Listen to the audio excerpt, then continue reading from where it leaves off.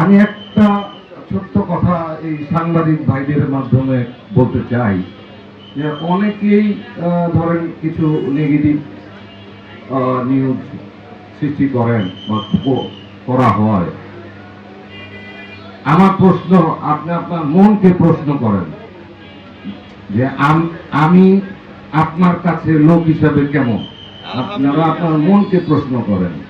এটা এমন না যে আপনি আমাকে পছন্দ করেন না, আপনি আমাকে পছন্দ করেন না শুধু এই কারণেই আপনি আমার বিরোধিতা করেন। আমি বলতে চাই আপনি করেন, আপনারা করেন, কিন্তু সত্যটা করেন। তার সাথে একটা ছবি দেখেছেন, আমি 2018-19 সালে আমার কাছে একটা চিঠি গেল নারায়ণগঞ্জ সমিতি। কখনোই এই শব্দটা আমার পছন্দ হয় না। নারায়ণগঞ্জ সমিতি এটা কি আরত নাকি মাঠে? ওরকম একটা নাম দিয়ে একটা নারায়ণগঞ্জ সমিতি করছে, যেটাতে যেই নামের সাথে আধুনিকতার কোনো সম্পর্কই নেই। এবং ওই পরিচালনা পর্ষদ সম্পূর্ণ একটা রাজনৈতিক পর্ষদ। পুরস্কারটা আমি গ্রহণ করিনি, কিন্তু শেষ পর্যন্ত কিছু হুমকি ধমকিও আসছে যে ব্যাপারটা ভালো হচ্ছে না, আপনি তো একজন ব্যবসায়ী। খুব মন খারাপ হলো, কি করি, একটা হুমকি ধমকি দিচ্ছে। তো শেষ পর্যন্ত ওনার অফিসে গিয়ে আমাকে এই পুরস্কারটা নিতে হয়েছে। আমার প্রশ্ন অন্য জায়গায়। একটা পুরস্কার ঘোষণা হলে পুরস্কারটা কার হাত থেকে নিতে হয়, সেই লোকটা কে হয়, এই জিনিসগুলি তো কনসিডার করা যেতে পারে।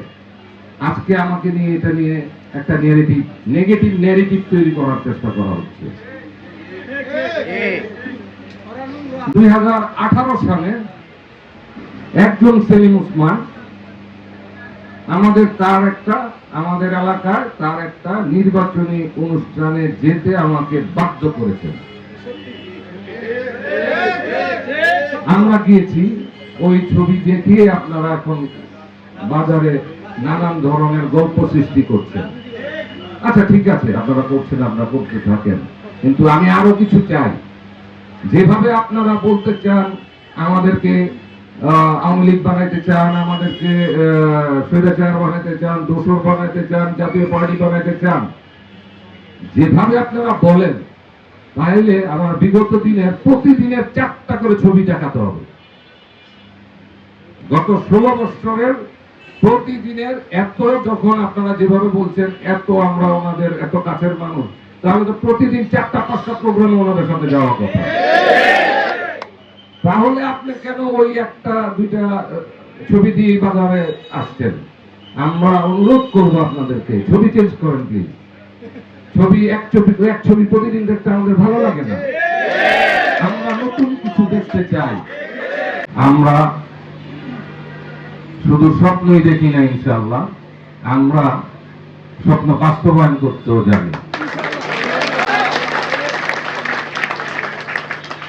প্রিয় বন্দরবাসী, আমরা জাতীয়তাবাদী শহীদ প্রেসিডেন্ট জিয়াউর রহমানের সৈনিক, দেশনেত্রী বেগম খালেদা জিয়ার অনুসারী এবং ভারপ্রাপ্ত চেয়ারম্যান জনাব তারেক রহমানের রাজনীতিতে বিশ্বাস করি। জীবনের যে জায়গায় গিয়েছি, যে সেক্টরে গিয়েছি, ক্রীড়াঙ্গন বলেন, শিক্ষাঙ্গন বলেন, সামাজিক বলেন, ধর্মীয় কাজ বলেন, আল্লাহর রহমতে সব জায়গায় সাকসেস হয়েছি। আমি আপনাদেরই সন্তান। দিন শেষে আমার নারায়ণগঞ্জ ছাড়া ভাবনার কোনো জায়গা নাই। এটাই আমার দেশের বাড়ি, এখানেই জন্ম হয়েছে আমার 14 পুরুষ। আমি যাব তো কোথায় যাব বলেন? আপনাদেরকে ছেড়ে। আপনারাই বা কোথায় যাবেন আমাকে ছেড়ে? অন্তরের অন্তঃস্থল থেকে কৃতজ্ঞতা জ্ঞাপন করছি আপনাদেরকে। কথা দিলাম, ভোটের রাজনীতিতে নাই গেলাম, কিন্তু মানুষ হিসাবে আপনাদের পাশে থাকতে যাতে পারে। প্রিয় নেতৃবৃন্দ, যদি মনে করেন আমি যোগ্য, তাহলে আমি নির্বাচন করব, আমি একজন প্রার্থী।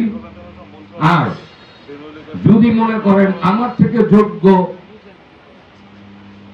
আনু ভাই, আমরা সবাই তার জন্য কাজ করব।